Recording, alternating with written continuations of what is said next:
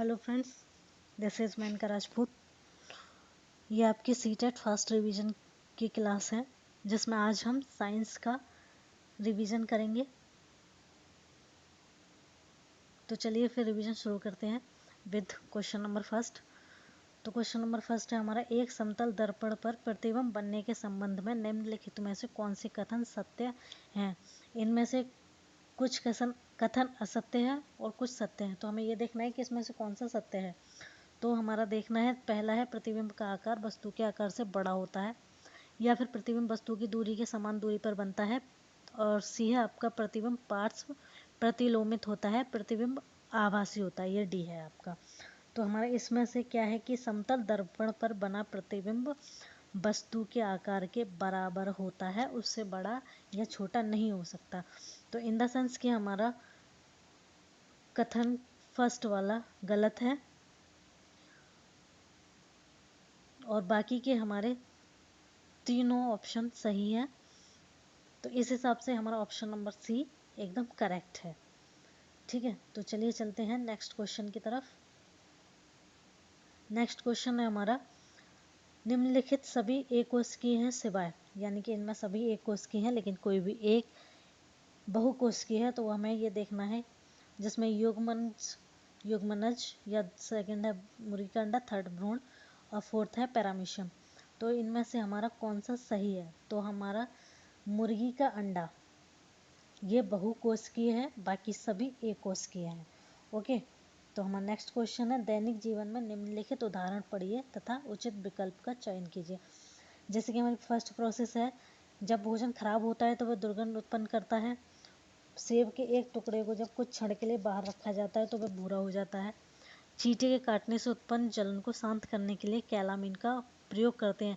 तो हमारे ये 3 उदाहरण हैं जिसमें से हमें इसके ऑप्शन सही देखने हैं। ए तथा बी रासायनिक परिवर्तन प्रस्तुत करते हैं, ये हमारा ऑप्शन नंबर फर्स्ट है। बी है सभी रासायनिक परिवर्तन है, या सी है बी एक भौतिक परिवर्तन है, या फिर डी है ए तथा बी भौतिक परिवर्तन है।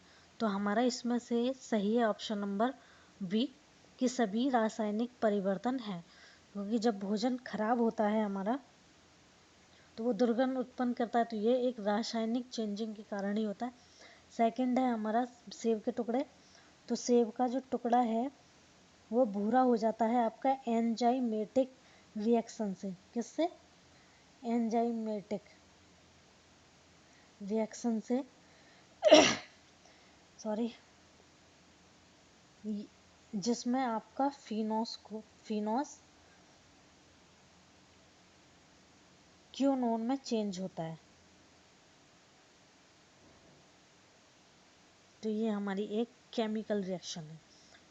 ओके, तो हमारा ऑप्शन नंबर बी करेक्ट है, सभी केमिकल चेंजेस है। ओके, तो नेक्स्ट है हमारा नेक्स्ट क्वेश्चन है, कोई छात्र मैग्नीशियम रिबन का वायु में दहन करता है और बची हुई राख को आसुत जल में घोलकर विलयन बनाता है। इस विलयन की एक बूंद क्रमशः पहले नीले लिटमस और फिर लाल लिटमस पर डालने पर वह परीक्षण करेगा कि ऑप्शन नंबर ए हमारा नीला लिटमस नीला ही रहता है जबकि लाल लिटमस नीला हो जाता है। बी है नीला लिटमस रंगहीन हो जाता है जबकि लाल लिटमस लाल ही रहता है। और सी है नीला लिटमस लाल हो जाता है जबकि लाल लिटमस लाल ही रहता है। एंड डी है नीला लिटमस लाल हो जाता है जबकि लाल लिटमस नीला हो जाता है। तो हमारा इसका ऑप्शन नंबर ए सही है, क्योंकि हमारा Mg OH का होल्डवाइज का निर्माण होता है और यह एक क्षार है जो लाल लिटमस को नीले रंग में परिवर्तित कर देता है तथा नीले लिटमस पर कोई भी इफेक्ट नहीं होता है। ठीक है, तो हमारा नीला लिटमस बूंदे डालने पर नीला ही रहता है जबकि लाल लिटमस नीला हो जाता है। ठीक है, मेरा नेक्स्ट क्वेश्चन है, तावा जस्ता को उसके नमक के घोल से अलग नहीं कर सकता है, कारण दीजिए। यानी कि कक्षा 8th के विद्यार्थियों द्वारा निम्नलिखित कारण दिए गए हैं, जिसमें कि हमारा पहला कारण है तावा जस्ते से अधिक अभिक्रियाशील है, या बी है तावा जस्ते से कम अभिक्रियाशील है, या सी है जस्ता उत्कृष्ट धातुओं में से एक है, या डी है अभिक्रिया श्रृंखला में जस्ता तावे के नीचे होता है। ठीक है, तो इसमें कक्षा 8 के विद्यार्थियों द्वारा दिए गए कारणों में से सही कारण कौन सा है? तो इसमें से हमारा सही कारण है आपका बी, केवल बी, तावा जस्ते से कम अभिक्रियाशील है। ठीक है, क्योंकि हमारी अभिक्रिया श्रृंखला में जस्ते का स्थान कॉपर यानी कि तावे से ऊपर होता है, जो कि कॉपर जिंक को उसके जलीय विलयन से अलग नहीं कर सकता, जबकि जस्ता कॉपर को उसके जलीय विलयन से अलग कर सकता है। तो कॉपर हमारा CO होता है और जिंक हमारा Zn। ठीक है, तो चलिए चलते हैं हम नेक्स्ट क्वेश्चन की तरफ।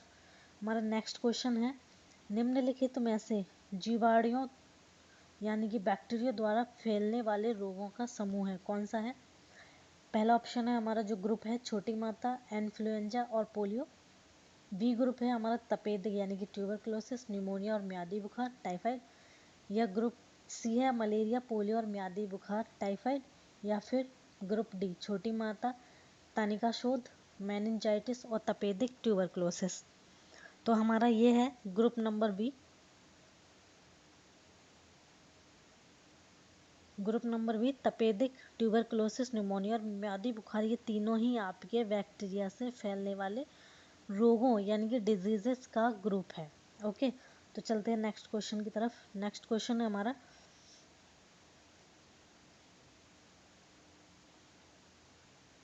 निम्नलिखित में से कौन से कथन मानव परिसंचरण तंत्र में सिराओं के विषय में सत्य है? ठीक है, तंत्र में सिराओं के विषय में सत्य है। तो ये है पहला, सभी सिराएं कार्बन डाइऑक्साइड बहुल रक्त को वहन करती है, या फिर सिराओं की दीवारें पतली होती हैं, या फिर सिराएं रक्त को विभिन्न अंगों से हृदय की ओर ले जाती हैं। तो इनमें से हमारा कौन सा कथन सत्य है? तो हमारा सत्य कथन है सी, यानी कि बी और सी, सिराई की दीवारें पतली होती हैं और सिराएं रक्त को विभिन्न अंगों से हृदय की ओर ले जाती हैं, जबकि सभी सिराएं कार्बन डाइऑक्साइड बहुल रक्त को वहन नहीं करती है। ठीक है, तो ये गलत है हमारा, बाकी दो सही है। एंड नेक्स्ट क्वेश्चन है हमारा, सेल्यूलोज बहुल खाद्य पदार्थ यानी कि रुक्षास मानव के संतुलित आहार के आवश्यक अवयव माने जाते हैं। निम्नलिखित में से कौन सा एक कथन सेल्यूलोज के बारे में सही है? तो कौन सा कथन सही है? देखिए, तो पहला कथन है मानव में उपस्थित सेल्यूलोज पाचक जीवाणु सेल्यूलोज और रेशों में परिवर्तित कर देते हैं। सेकंड है सेल्यूलोज आसानी से छोटे छोटे अवयवों में टूट जाता है, जो रुक्षांश के रूप में निष्कासित हो जाते हैं। और कथन नंबर थर्ड है मानव में सेल्यूलोज पाचक एंजाइम नहीं होते हैं। और डी है सेल्यूलोज एक प्रकार का कार्बोहाइड्रेट है जो मानव रुधिर में अवशोषित होकर ऊर्जा प्रदान करता है। तो इसमें हमारा कौन सा कथन सत्य है? तो हमारा सत्य कथन है सी, मानव में सेल्यूलोज पाचक एंजाइम नहीं होते हैं। ठीक है, ये एंजाइम दीमक में पाए जाते हैं जो सेल्यूलोज को पचा लेते हैं, लेकिन इंसानों में नहीं पाए जाते। ओके, तो आगे बढ़ते हैं। आगे बढ़ने से क्वेश्चन है हमारा, सिर और ऊपरी जबड़े के बीच का जोड़ एक उदाहरण है, यानी कि हमारा सिर और जबड़े के बीच में जो एक जोड़ है हड्डियों का, वो कौन सा जोड़ है? तो वो जोड़ है हमारा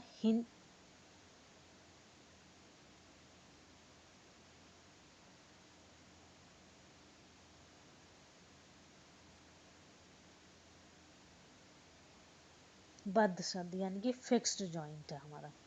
ठीक है, जबकि जो हमारी हिंज संधि है,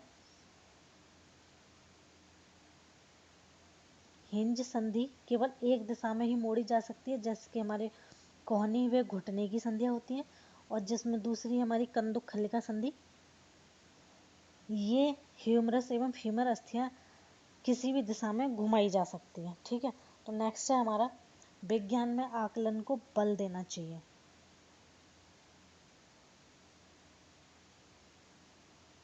क्यों। क्वेश्चन नंबर 1 है संक्षिप्त परिभाषाओं को सही उत्तरों पर, अवधारणाओं प्रक्रियाओं की समझ पर प्रयोग करते हुए सही परिणामों की प्राप्ति कर, या फिर साफ और स्पष्ट आरेख बनाने की योग्यता पर। तो विज्ञान में आकलन को किस ओर बल देना चाहिए, तो ये है हमारा बी, अवधारणाओं प्रक्रियाओं की समझ पर, कि उसमें प्रोसेस क्या है। तो यही सब है, इसमें हमें विज्ञान के आकलन को बल देना चाहिए। ठीक है, तो हमारा नेक्स्ट है सही कथन या कथनों को पहचानिए। तो पहला है धरती में भंडारित ताजा जल विश्व की नदियों और झीलों में विद्यमान जल से कम है। बी है जल की कमी ऐसी समस्या है जिसका सामना केवल ग्रामीण लोग करते हैं। या सी है खेतों में सिंचाई के लिए नदियों का जल ही एकमात्र स्रोत है। या फिर डी जल का मूलभूत स्रोत वर्षा ही है। तो इसमें से हमें सही कथन बताने हैं कौन कौन से हैं। तो इसमें हमारा सही कथन है बी, यानी कि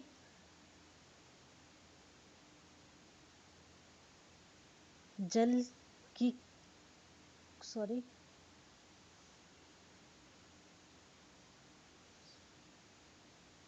जिसमें जल का मूलभूत स्रोत वर्षा ही है। यह हमारा एकदम क्वेश्चन सही है, क्योंकि धरती में भंडारित ताजा जल विश्व की नदियों झीलों में विद्यमान जल से कम है। ये गलत है, क्योंकि भंडारित जल विश्व की नदियों झीलों से ज़्यादा है। और ऑप्शन नंबर बी है जल की कमी ऐसी समस्या है जिसका सामना केवल ग्रामीण लोग करते हैं। तो ये बिल्कुल गलत है, ग्रामीण लोग ही नहीं बाकी सभी लोग इस समस्या का सामना करते हैं। और सी खेतों में सिंचाई के लिए नदियों का जल ही एकमात्र, ये भी गलत है, क्योंकि अब तो बहुत सारे प्रचलित साधन हैं सिंचाई करने के लिए। तो हमारा सिर्फ सही कथन है जल का मूलभूत स्रोत वर्षा ही है। तो नेक्स्ट की तरफ चलते हैं। नेक्स्ट है हमारा निम्नलिखित में से मुक्त अंत वाला या बाले प्रश्न को पहचानिए। देखिए पहले हम बता देते हैं कि मुक्त अंत वाला प्रश्न वो होता है जिसके उत्तर हम एक नहीं बल्कि कई प्रकार से दे सकते हैं। तो उसको हम मुक्त अंत वाला प्रश्न कहते हैं। तो इसमें से हमें पहचानना है कि मुक्त अंत वाला कौन सा है। अगर हमारे शरीर में मांसपेशियां ना हो तो हमें किन समस्याओं का सामना करना होगा। बी है गुलाब के पौधे, आम के पेड़ और तुलसी के तने में क्या अंतर है। सी है सांप और घोंघे की गति शैली में बहुत अंतर होता है, ऐसा क्यों है। या फिर विभिन्न जड़ों का अवलोकन कीजिए और उनकी विशेषताएं बताइए। तो इसका आंसर है हमारा सी, यानी कि केवल ए। अगर हमारे शरीर की मांसपेशियां ना हो तो हमें किन समस्याओं का सामना करना पड़ेगा। तो ये एक ऐसा प्रश्न है जिसका उत्तर हम कई प्रकार से दे सकते हैं, क्योंकि समस्याएं बहुत सारी हो सकती हैं तो हम दे सकते हैं, बाकी सबका हम एक निश्चित आंसर ही कर सकते हैं और उसका हम कितने भी प्रकार से दे सकते हैं। तो वो हमारा मुक्त अंत वाला प्रश्न है। चलते हैं नेक्स्ट की तरफ। नेक्स्ट है कभी कभी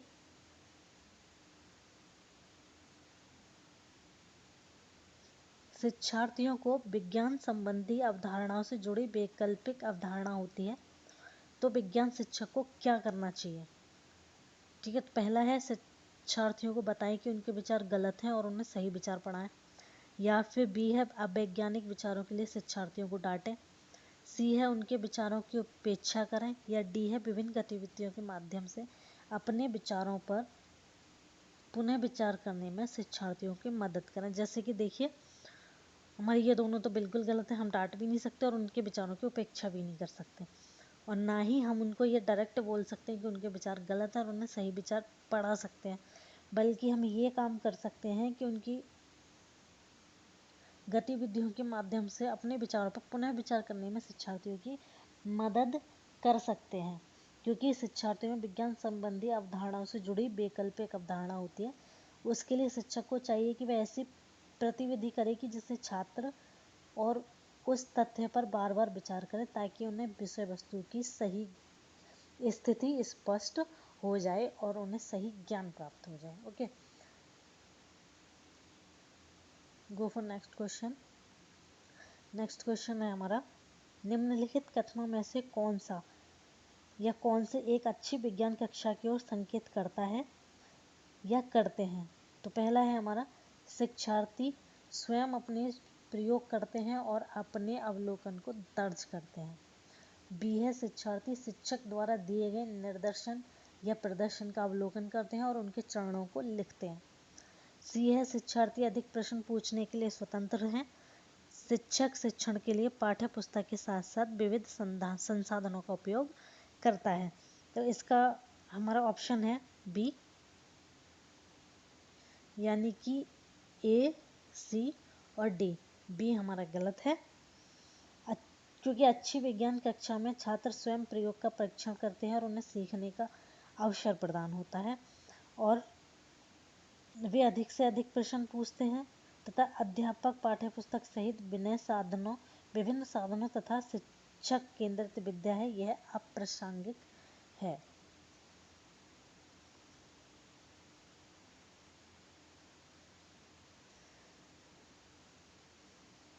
क्योंकि हमारी शिक्षक केंद्रित नहीं है बल्कि बाल केंद्रित है। ठीक है, चलते हैं नेक्स्ट क्वेश्चन की तरफ।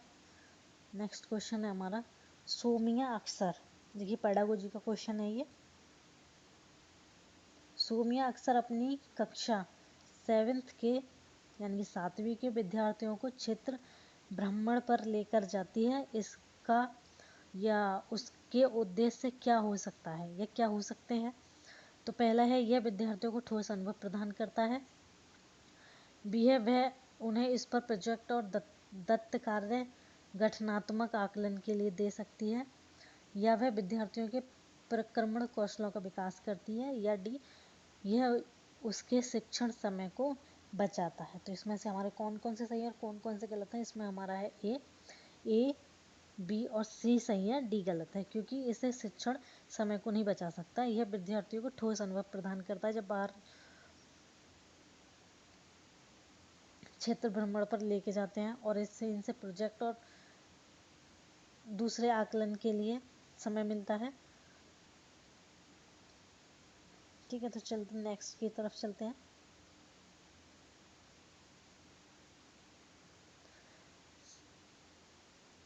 नेक्स्ट हमारा, पानी के नल को खोलिए और इसे पतली धार के लिए समायोजित कीजिए।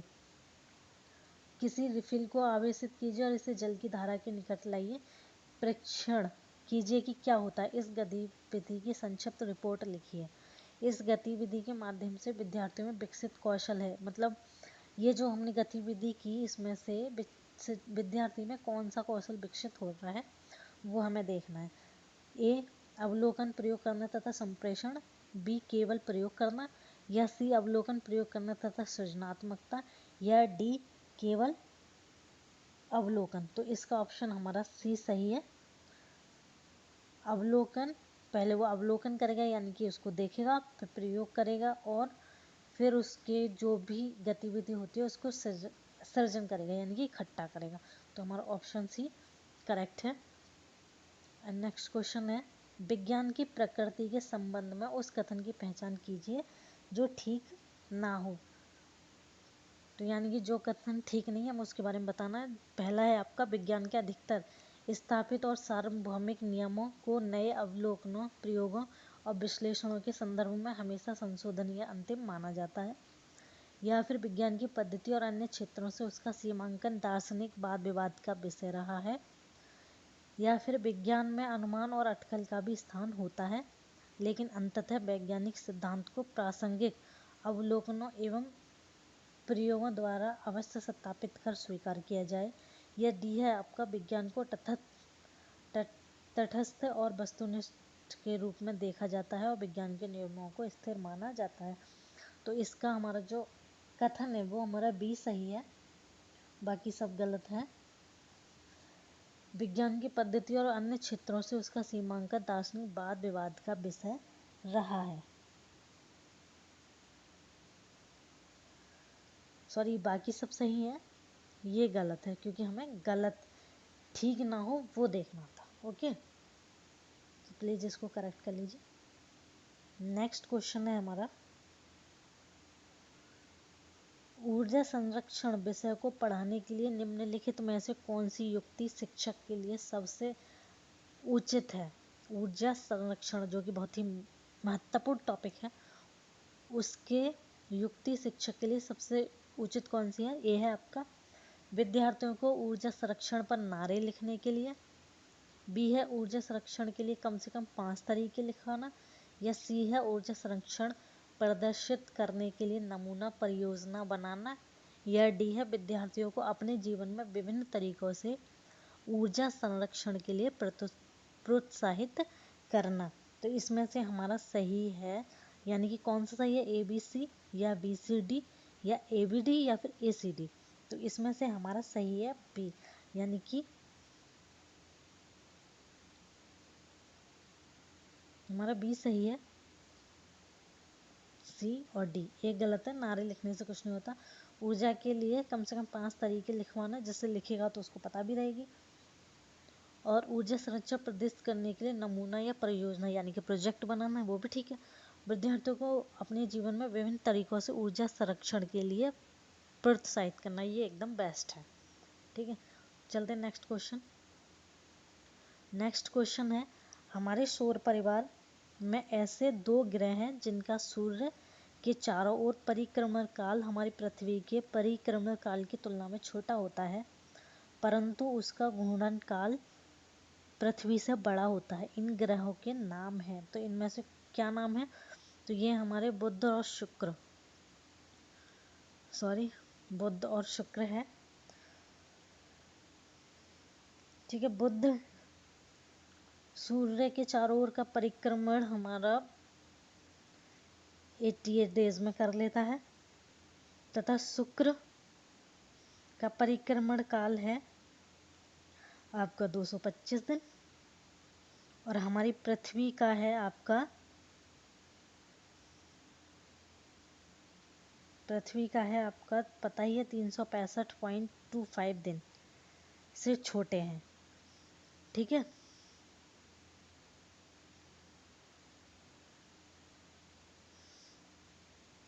इनका छोटा है, परंतु इनके अपने अक्ष पर घूर्णन काल बुध का 58 डेज है, शुक्र का 58 दिन, ठीक है, और 15 घंटे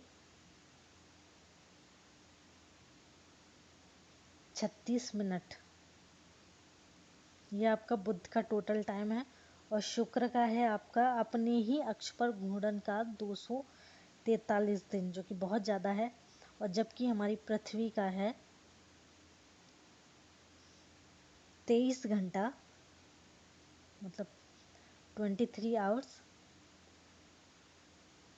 56 मिनट और 4 सेकंड, जो कि बहुत ही कम है। ठीक है, यानी कि इनका परिक्रमण काल हमारी पृथ्वी की तुलना में छोटा है, परंतु उनका घूर्णन काल पृथ्वी के घूर्णन काल से बड़ा है, और ये हमारे बुध और शुक्र हैं। ओके,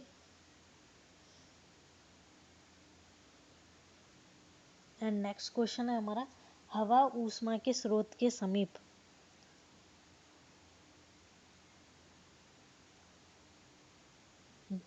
गर्म हो जाती है तथा ऊपर उठ जाती है। हवा पार्श्वों में उसका आकर उसका स्थान ले लेती है। इसी प्रकार हवा तेल तथा हीटरों से भी गर्म होती है। यह कौन सी प्रक्रिया है? तो ये प्रक्रिया है हमारी संवहन। संवहन प्रक्रिया इसलिए है क्योंकि वायु अपना स्थान बदल देती है, क्योंकि वो गर्म होकर हल्की हो जाती है तो वो ऊपर उठ जाती है और उसकी जगह ठंडी हवा आ जाती है, और तो ये हमारी संवहन प्रक्रिया होती है। ओके, चलिए नेक्स्ट क्वेश्चन। नेक्स्ट क्वेश्चन है हमारा, भारत के निम्नलिखित स्थानों में से कौन सा स्थान चक्रवातों में सबसे अधिक प्रभावित होता है? तो इसमें से कौन सा हमारा प्रभावित होता है जहाँ पे सबसे ज़्यादा चक्रवात आते हैं? तो एक तो यही है कि चक्रवात वहीं आएंगे जो समुद्र के किनारे होएगा। तो देखिए, अमृतसर हमारा समुद्र के किनारे नहीं है, ना ही उदयपुर है, और बद्रीनाथ भी नहीं है, ये आपके हिमालय में पड़ता है। सिर्फ बचता है हमारा पुरी। तो हमारा आंसर है पुरी, जो कि उड़ीसा राज्य में है, और यह क्षेत्र बंगाल की खाड़ी के तट पर स्थित है। इसलिए पुरी में सर्वाधिक मतलब सबसे अधिक चक्रवात आते हैं। और ये बाकी के जितने भी हैं आपके बद्रीनाथ, उदयपुर और अमृतसर, ये भारत के उत्तर पश्चिम में स्थित है और वहाँ चक्रवात का प्रभाव बहुत ही कम या ना के बराबर ही होता है। ओके, तो हमारा नेक्स्ट क्वेश्चन है, एक पुस्तक मेज के तल पर विश्राम की स्थिति में पड़ी है, इस पर लग रहे बलों के बारे में निम्नलिखित में से कौन सा कथन सत्य है? बाकी के असत्य होंगे और एक सिर्फ सही है। इस पर कोई बल कार्य नहीं कर रहा तो ये गलत बात है, उस पर बल करता है। इस पर केवल घर्षण बल कार्य करता है, ये गलत बात है क्योंकि वो रखी हुई है। नंबर सी है, इस पर संतुलित बलों का एक जोड़ा काम कर रहा है, या फिर इस पर केवल गुरुत्वाकर्षण बल बात काम कर रहा है, तो ये गलत है। इस पर एक नहीं बल्कि बलों का एक जोड़ा काम कर रहा है,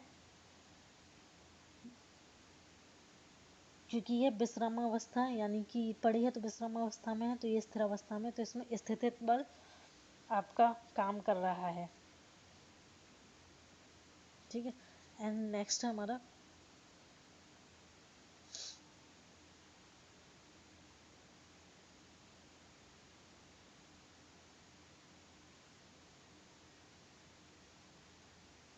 नेक्स्ट क्वेश्चन है, दिए गए कथनों को पढ़िए तथा सही विकल्प को चुनिए। कथन ए है हमारा, डॉक्टरी तापमापी थर्मामीटर का परिसर 35 डिग्री सेल्सियस से 42 डिग्री सेल्सियस है। या कथन बी है हमारा, प्रयोगशाला तापमापी थर्मामीटर का परिसर प्राय 10 डिग्री सेल्सियस से 110 डिग्री सेल्सियस होता है। तो हमारा कौन सा कथन सही है? कथन ए और बी दोनों सही है, या कथन बी सही है किंतु कथन ए गलत है, या फिर कथन ए तथा कथन बी दोनों गलत है, या फिर कथन ए सही है किंतु कथन बी गलत है। तो इसमें से हमारा डी सही है, कथन ए सही है किंतु कथन बी गलत है, क्योंकि डॉक्टरी थर्मामीटर का परिसर 35 डिग्री सेल्सियस से 42 डिग्री सेल्सियस है,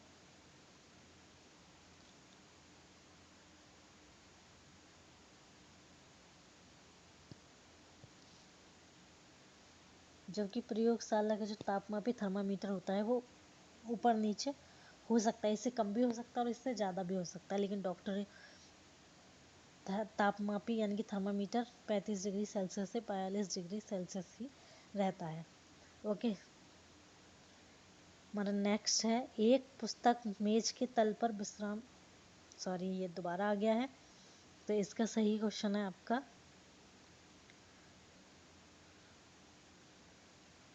सी, कि पुस्तक पर एक नहीं बलों का दो जोड़े काम करते हैं, एक स्थितिज ऊर्जा और एक गुरुत्वाकर्षण बल। ठीक है,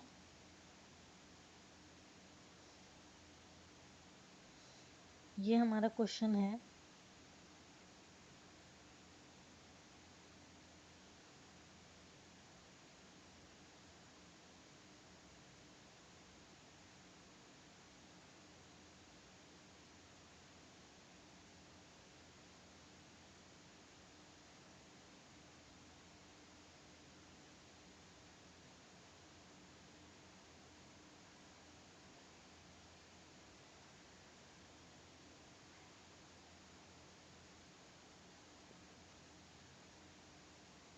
ये हमारा लास्ट क्वेश्चन है, निम्नलिखित आकलन युक्तियों में से कौन सी युक्ति विज्ञान कक्षा में विद्यार्थियों की प्रायोगिक कौशल को आकलित करने के लिए सबसे अधिक उचित है? तो विद्यार्थियों के प्रायोगिक कौशल को आकलित करने के लिए सबसे अधिक उचित है, वो है आपका बी, कागज पेंसिल, सॉरी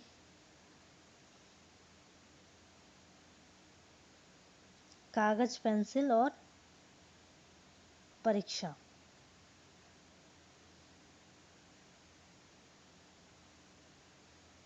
सॉरी बी नहीं, डी इसका सही आंसर है हमारा, क्योंकि अवधारणा प्रतिचित्रण छात्रों के प्रायोगिक कौशल मापन की उपयुक्त विधि है। इससे छात्रों के वास्तविक अर्जित ज्ञान का पता लगाया जा सकता है, क्योंकि वो क्या सोच रहा है, वो क्या अवलोकन कर रहा है, वो इसी से पता चलता है। कागज पे ये गलत है, जासूसी भी गलत है और प्रयोग अभिलेख भी गलत है। तो ये थी हमारी आज की क्लास। अगर क्लास आपको ठीक लगी है तो लाइक शेयर एंड सब्सक्राइब कीजिए and Thank you so much for watching this video. Goodbye. Have a good day. Bye.